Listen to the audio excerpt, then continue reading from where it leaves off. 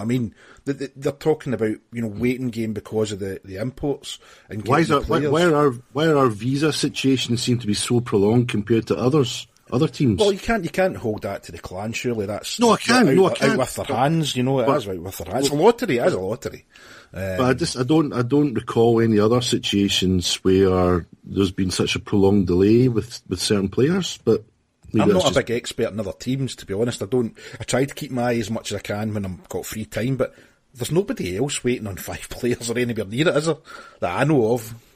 Nobody.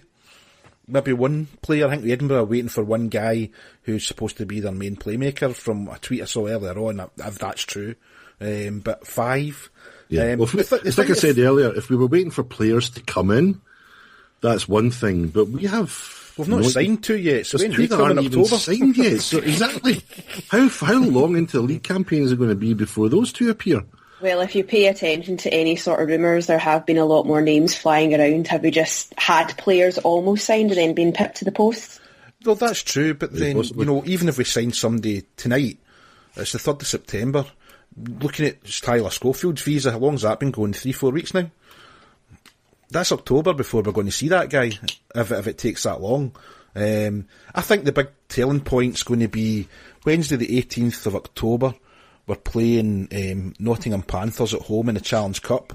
We could very much be out of the Challenge Cup by then. And, who's going to pay somewhere between 16 and 20 £20 for a ticket for a game that could well be a non-event on a Wednesday night? The kids aren't going to be there on a Wednesday night.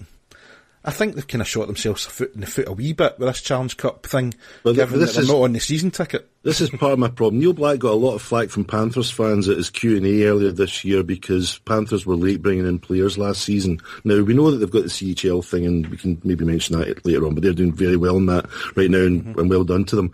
But the point is, Neil Black made a big point about trying to bring players in earlier.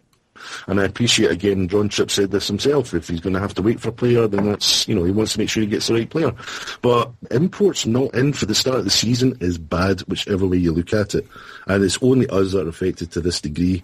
And fine, we could end up with 5 excellent imports that eventually come in and lead us all the way to some kind of success. But the fact is, our season is already going to be compromised through being so short benched, and that to me is wrong for an organisation that's going into its 8th season. This is a season 1, season 2, season 3 situation. Manchester Storm are put together in 6 weeks. Why, going into our 8th season, are we so far behind in preparation for the season? That's a bit I can't get my head around. Well, it did take us a long time to sign the coach, so you do have that argument in the background as well. See, the stuff about the league doesn't start till the 16th September. We're not going to have a full roster by the 16th of September. I'll be very, very surprised if we do. But then, just to poo-poo the Challenge Cup, it's not fair in the fans who are asked to pay full price for a ticket for it. To me, it's not fair. So, that's the way it is. But then you'll just get people saying, well, if you want a team, you need to be patient. We've done this before, and we've always had the team. We've maybe had to wait in 1 or 2, and even at that, I'm stretching to remember, how long that went on for. But this is just different altogether this year. It is down to all different circumstances, I suppose. But Graham and I have been hogging this Challenge Cup this roster thing to do with the Challenge Cup.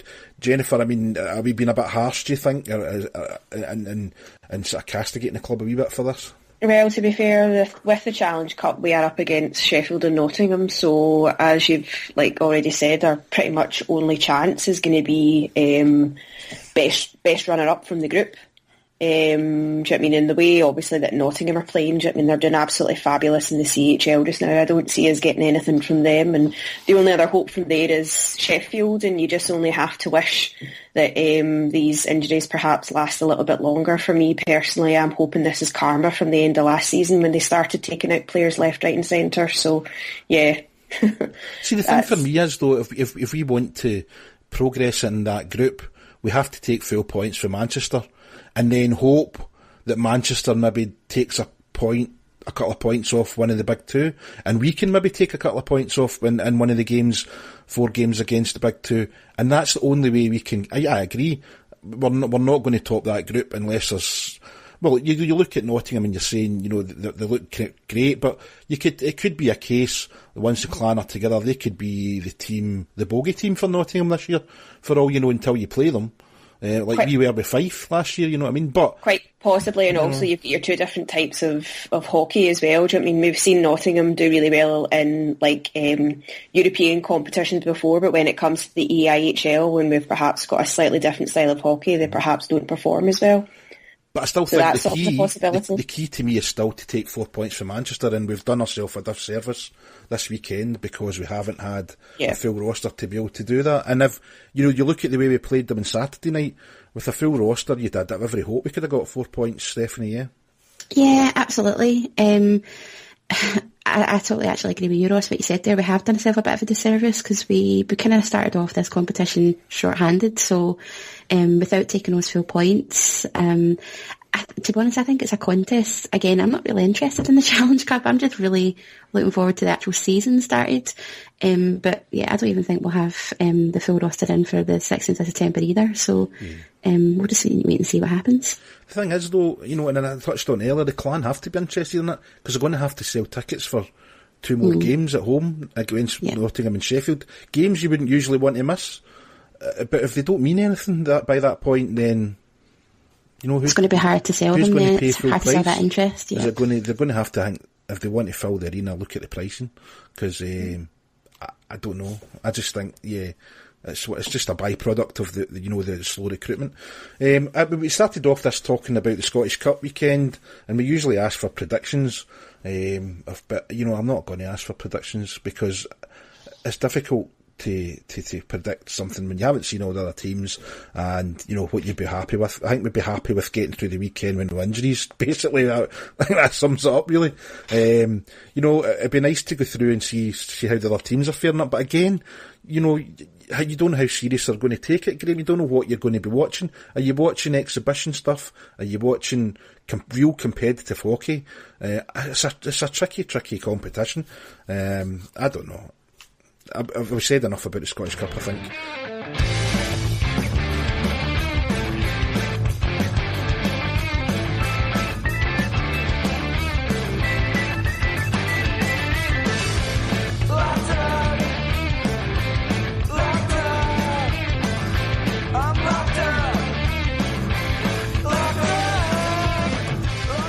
Okay, we come to our first penalty box of the season, early doors in the season. I don't know really if I've got an awful lot to talk about in terms of that. Graham, I've got a funny feeling that the Challenge Cup thing was one of yours, or the import thing was one of yours. I'm done. This is going to save a bit of time. I'm done. So was it the imports of the Challenge Cup or both? It was the effect of the lack of imports on the Challenge Cup and potentially the start of the league campaign.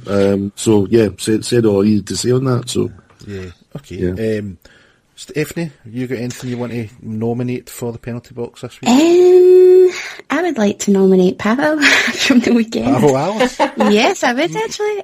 Oh my gosh, the amount of penalties he called was absolutely insane. But that's he's going to call a game like that. So I know. It's like Dean Smith. He's going to call a game, so you've got to play to that, surely. I know, but he could have let it flow a wee bit easier. I don't know, but that is my nomination. I'm with Steph on this as well, because he called absolutely everything in the first, so the guys don't really know what's happening, because when it comes to the second, he was calling absolutely nothing. If you're going to call everything, you need to do it the entire game, but that game didn't finish until 5-10 last night. Are you hinting that Pavel's not very good, Jennifer? No, I'm just saying, you need to have some sort of consistency. It's like, see if you're training a dog or anything like that, you need to do the same thing with them all the time.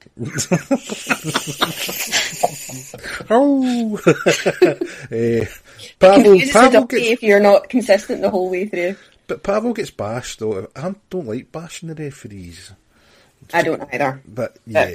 Keep Alice in your pocket, pal. It was the same for both teams, though, and we won that game. So, yeah, I don't know. Nah. What I will say, and this, sorry to actually give Pavel a compliment, I'm quite glad that he used the goal line technology twice. Do you know what I mean? It's so nice that, I know that we had a conversation in the WhatsApp group that we didn't quite know what was going on with the goal line technology, so it was actually nice to see that get put into use, and also, well, to be fair, it did benefit us on 2 occasions, but it was nice to actually have that just to kind of show, do you know what, that's what it's there for. Yeah, I mean, I suppose they did announce at the end of last year that it would be in place. There was a few things that had made us doubt that would be the case, Graham, and you know, the league could just turn and say, well, we told you it was going to be in place, why are you asking again? Why do you need confirmation? You know, so, you know, maybe you've got a point in that sense, no? Well, for me it's a bigger issue, and I won't go on too much about it, but there's a distinct lack of communication from the EIHL right now. We normally get a start of the season chat from Tony Smith telling us why he's bemused about why we're the best kept secret, and giving us an update on stuff like goal line technology and various other bits and pieces. We haven't had that yet, maybe it's still to come, but there's a real lack of centralised information. It's one of the things that Seth Bennett was quite good at doing, was just at least making sure there was some output. And I'm not having to go at Rob and Craig here, because as we keep saying, you know, these guys are only as good as the information that's coming to them. So that's not a slight on them. It's just the EIHL needs to have some proper coordinated output, because so far for the build-up and the start of the season, it's been almost non-existent. So rolling the goal line technology into that, yes, I mean, I tweeted them, what's happening? There's going to be goal line technology at the games this weekend. And I'm not saying it was because of my tweet, but 25 minutes later there was an answer. So there you go. But hopefully people don't actually have to keep asking the league questions to then find out what's going on. We'll see. Mm-hmm. I don't think I got one for you, Jennifer, unless you were just latching on to Stephanie because you didn't have anything. No, I am going to nominate Jay Rosehill for 2 reasons. The first reason is his conduct towards Jordan Boesa on Saturday night. The boy's 17 and he's wearing a full mask. Don't slam his head into the board. Do you know what I mean? It's not fair. I mean, I know obviously he is young, but that's the wrong person to be picking on when it comes to that, and I'm just really angry at him. And also the second reason was that apology that got put out after the game because they didn't skate by their away fans. That was so contrived and so cheesy and so forced, and I don't think anybody believed it. So for that reason, Jay Rosehill, you can go in the box. Right, I'm going to defend Jay Rosehill here, right? Definitely defending him. If you're Jay Rosehill and you're wanting to extract a few penalties from a few clan players, i.e. Doughty, Oslansky, any other guy that's willing to put up the mitts, who are you going to go for? Going to go for Jordan, aren't you? Because he's the one that needs protected the most, in your eyes.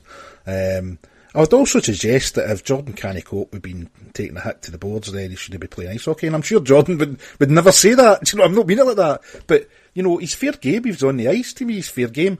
Jay Rosehill's doing his job. He's trying to get, you know, trying to rile the clan up, maybe trying to get a cheap penalty. That's what Jay Rosehill does, is it not? You haven't got an answer for me now, have you? Nothing from anybody. Well, Jen's just trying to remember if he ever did that for the clan. Well, do you know what? I think with Jay Rosehill, like, people didn't act up because he was on the ice. When he was with us, you mean? Yeah. Yeah, when he played for us, like, people didn't act up when he was on the ice, and I don't think there was any of our players acting up, but he was like, well, I have 2 rules in life. Rule number 1, don't die. Rule number 2, don't be a... Billy. And there was a bleep at the end of that. It's hockey. And he was totally toying with rule number 2 last night. But and what, it was what just... if he was doing it? What if he was doing it playing for us? Would it bother you so much?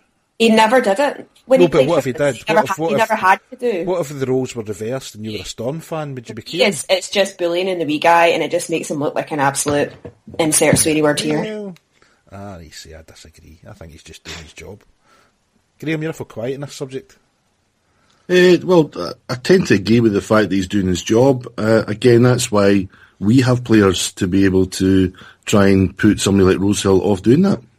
So if you're going to do that to one of our smaller players, then you'll have to answer for it. So that's really what we should be doing in response. Yeah. And again, in fairness, that's what Rosehill didn't really do for us last year. Again, we've talked about it umpteen times. You know, we had teams that were able to run our goalie, and Rosehill was on the ice and didn't do anything. So, well, that's a different thing. Yeah. Yeah, I know, but what conversation? I know, but what I mean is, you know, he can prowl around the ice looking menacing and do what he did to Boesa, and I don't have a massive problem with it, as I say, but we have to make sure that there's repercussions for that, because players like Rosehill will then not do that. Okay.